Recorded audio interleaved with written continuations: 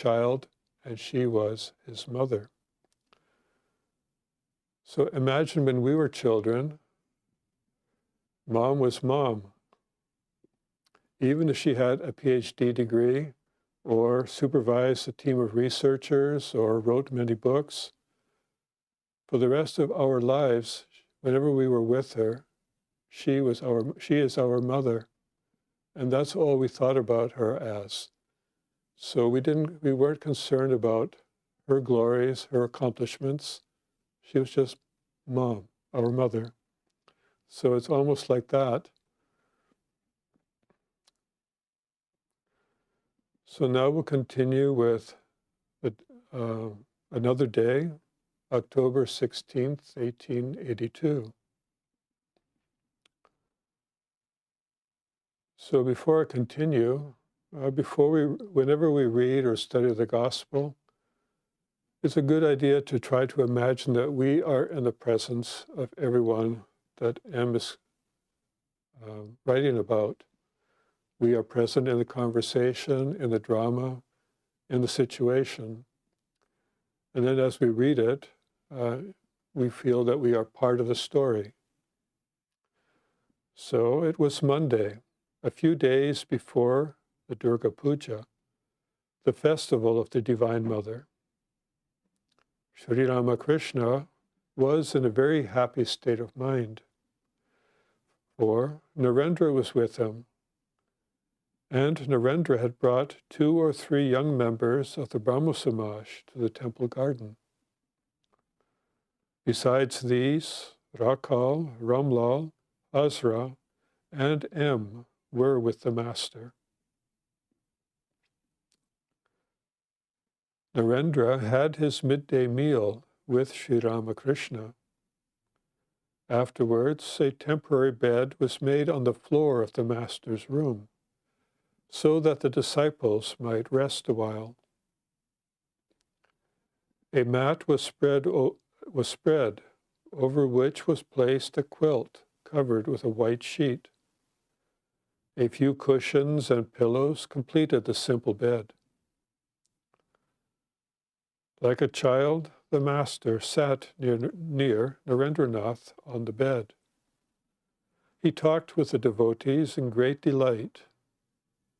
With a radiant smile lighting his face and his eyes fixed on Narendra, he was giving them various spiritual teachings, interspersing these with incidents from his own life.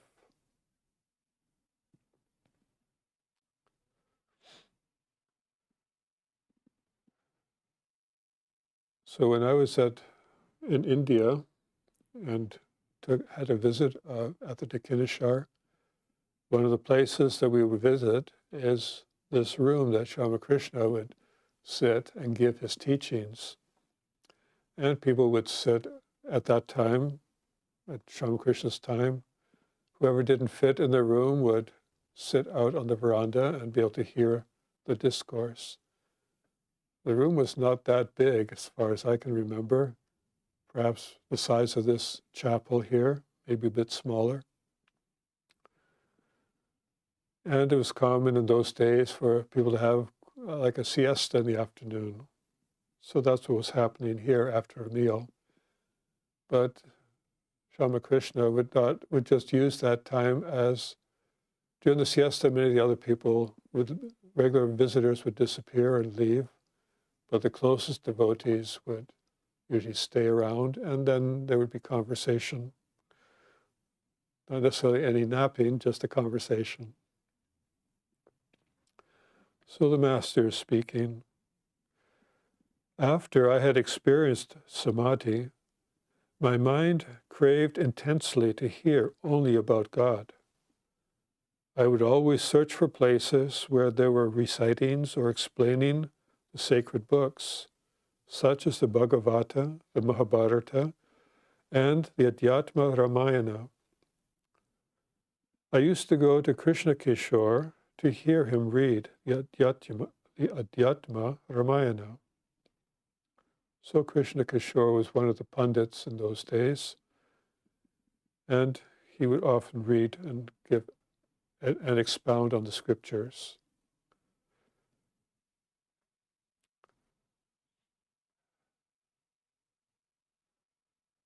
And then he would explain further what tremendous faith Krishna Kishore had. Once at Vrindavan, he felt thirsty and went to a well. Near it, he saw a man standing. On being asked to draw a little water for him, the man said, "I belong to a low caste, sir. You are a Brahmin. How can I draw water for you?" Often, because of the caste distinctions, it is actually quite rare for a Brahmin to ask someone of a lower caste to draw water for him.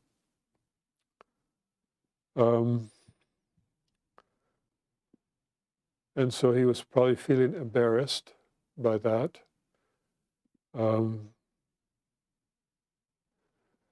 Not knowing the spiritual intent behind what a lower caste person might have. It is usually a Brahmin would take the water himself, but in this case, he's asking someone of a lower caste to do so. So here we have a Pandit who has studied all these scriptures, and unlike other Pandits that are just merely scholars, he actually absorbed some of those teachings and felt that, yes, anyone can serve anyone else, regardless of caste. So he did not feel that accepting water from a person of a lower caste was against any tradition. So he felt that he could accept such water, and so what does he say? So the Brahmin says, the person of lower caste says, "You are a Brahmin. How can I draw water for you?" Krishna Kishore said, "Take the name of Shiva. By repeating his holy name, you will make yourself pure." The low caste man did as he was told, and Krishna Kishore, orthodox Brahmin that he was, drank that water. What tremendous faith.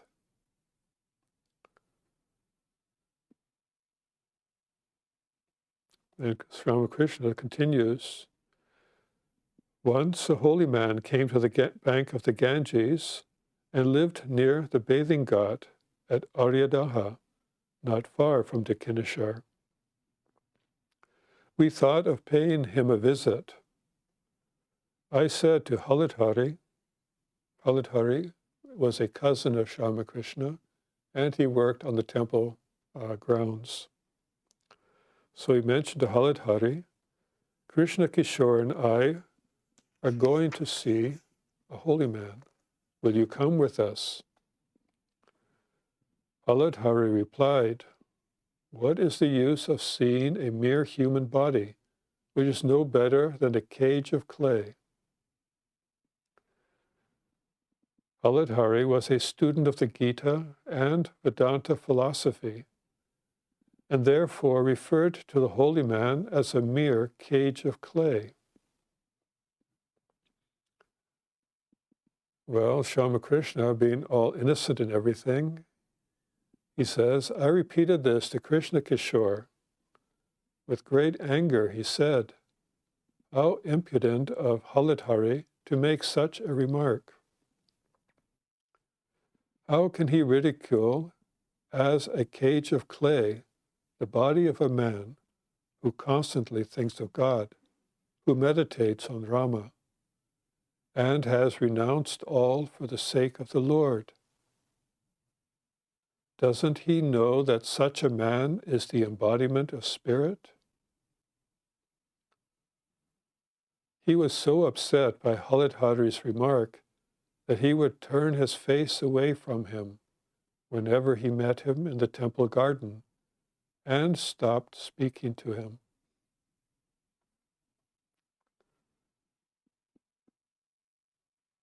Well, here we see that Krishna Kishore was quite devoted to the saints and seers of old, and being a bhakta, he could not accept someone that had a philosophical view of the scriptures or of the teachings, and would not look on a holy man's body as something pure. So here we have Haladhari, who has read the scriptures, the Gita, the Vedanta philosophy, but has not absorbed it as Krishna Kishore has. So he did not have a complete understanding, and in the case of Krishna Kishore, he would even accept a drink from a person of lower caste. So he understood the scriptures and the intent, but he was very upset that Haladhari was still ignorant and therefore not worthy of speaking to of having him paying attention to him. So the conversation continues. Once Krishna Kishore asked me, "Why have you cast off the sacred thread?"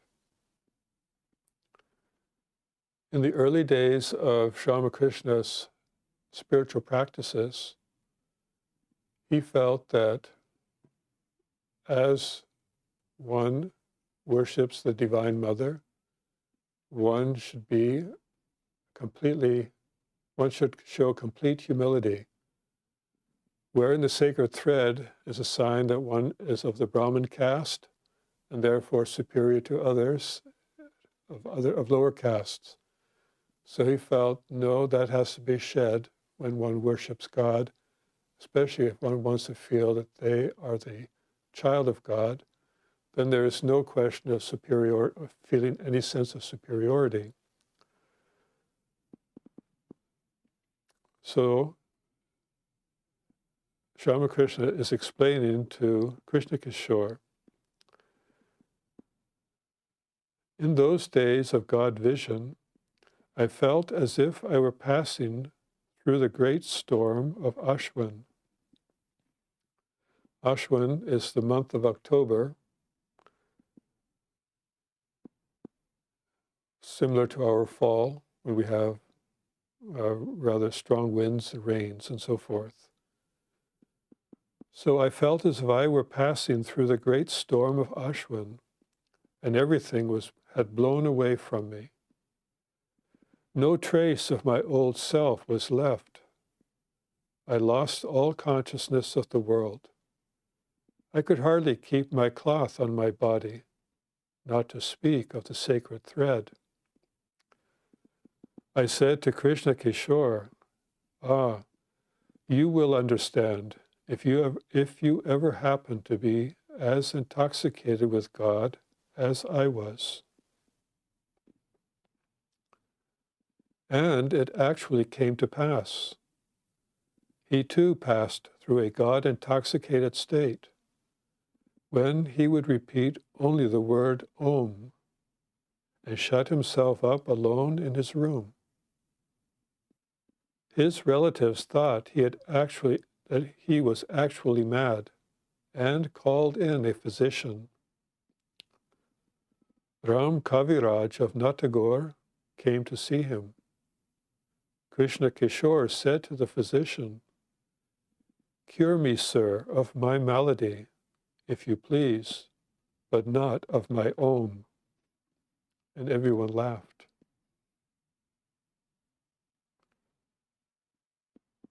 One day I went to see him and found him in a pensive mood. When I asked him about it, he said, "The tax collector was here. He threatened to dispose of my brass pots, my cups, and my few utensils if I didn't pay the tax. So I am worried." I said, "But why should you worry about it? let him take away your pots and pans. Let him arrest your body even. How will that affect you? For your nature is that of Ka. Well, Ka is Sanskrit for sky. And the nature of the sky is such that sky remains unaffected by any kind of blemish. So Narendra and the others laugh. He used to say to me that he was the spirit, all-pervading as the sky. He had got that idea from the Adhyatma Ramayana. I used to tease him now and then, addressing him as Ka. Therefore, I said to him that day with a smile, "You are Ka. Taxes cannot move you."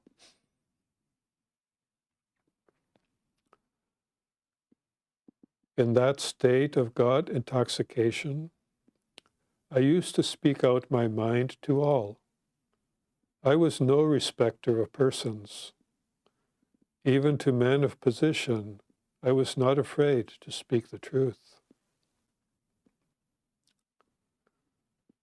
Well, when one has experienced God, when one has realized the truth, when one speaks the truth, when one lives a life of truth, that is the state of ultimate fearlessness. So nothing in this world could still fear in such a person. So the Master is continuing. One day, Jatindra was an aristocrat, one of the aristocrats in Calcutta. He came to the garden of Jadu Malik. Jadu Malik is a rich landlord who lived next door to Dakineshar. And Sri Ramakrishna would often visit him, and people would meet at that time, and there would be spiritual discussion, even though whenever he would visit Jadu Malik, other people would come to Jadu Malik to discuss business, and that would turn off Sri Ramakrishna, or he would change the subject. So they were neighbors. So one day Jatindra came to the garden of Jadu Malik. I was there too. I asked him, "What is the duty of man? Isn't it our duty to think of God?" Jatindra replied, "We are worldly people. How is it possible for us to achieve liberation?" Even King Yudhishthira had to have a vision of hell. This made me angry. I said to him, "What sort of man are you? Of all the incidents in Yudhishthira's life, you remember only his seeing hell. You don't remember his truthfulness, his forbearance, his patience, his discrimination, his dispassion, his devotion to God." I was about to say many more things when Hridoy stopped my mouth. After a little while, Jatindra left the place, saying he had some other business to attend to. Many days later, I went with Captain to see Raja Savindra Tagore. This is, in Surendra's case, the title Raja was given to him by the government of India, only as a title, even though literally it means ruler of a kingdom.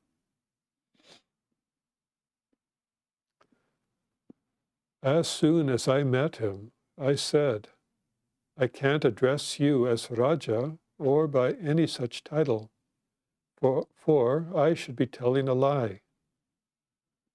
He talked to me a few minutes, but even so, our conversation was interrupted by the frequent visits of Europeans and others. A man of Rajasic temperament, Saurindra, was naturally busy with many things. Jatindra, his eldest brother, had been told of my coming, but he sent word that he had a pain in his throat and couldn't go out. One day, in that state of divine intoxication, I went to the bathing ghat on the Ganges at Baranagar. There I saw Jaya Mukherjee repeating the name of God, but his mind was on something else. I went up and slapped him twice on the cheeks.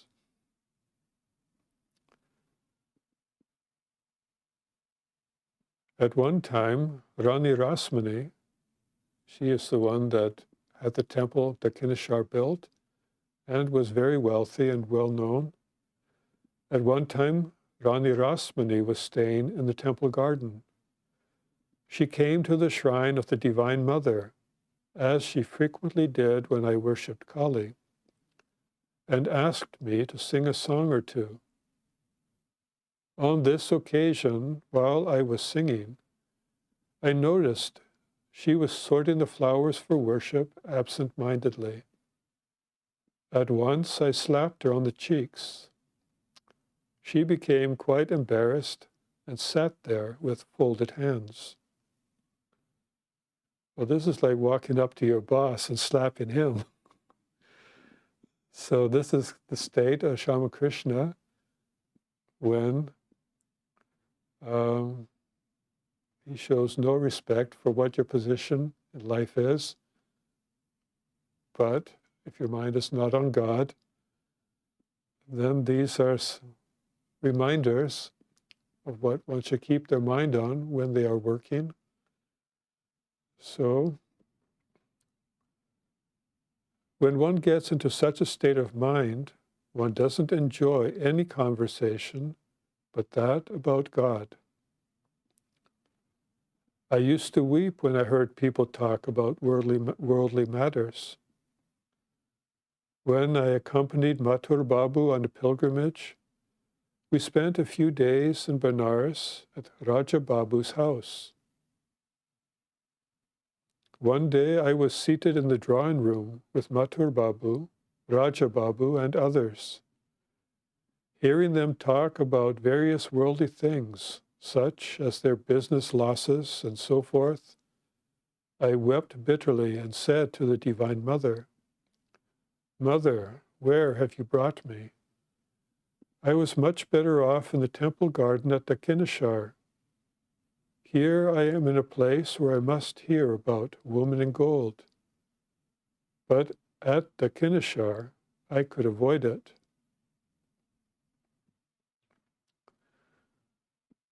Well, as I had mentioned earlier, as we had read earlier, Ramakrishna said that when one thinks of God or experiences God, one does not care about all these worldly endeavors and worldly concerns. And as we can see, they caused him great mental pain to think of anything other than God, because it meant he had to bring his mind down.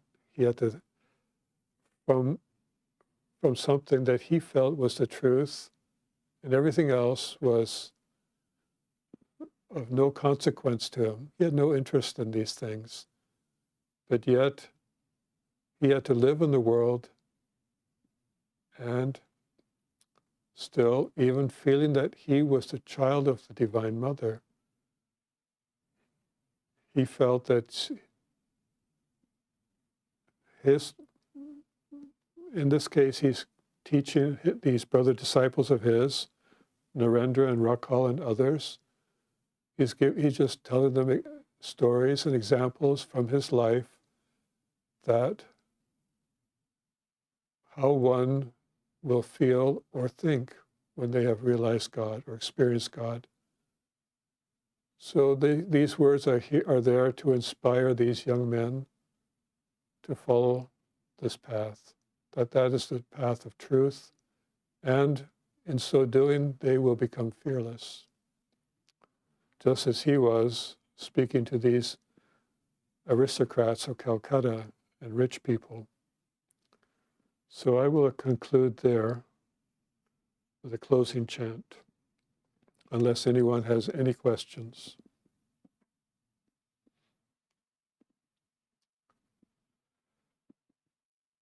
Om Yaranjanam Nityamanantarupam Bhaktanukampa Tritavigraham Vaim Ishavataram Paramesamityam Tvam Ramakrishnam Shirasa Namamaha. We salute that Ramakrishna who is without blemish, eternal and infinite in forms, who has assumed human form out of compassion for the devotees, who is God incarnate, the Supreme Lord, and who is most worshipful. Om, peace, peace, peace to all beings.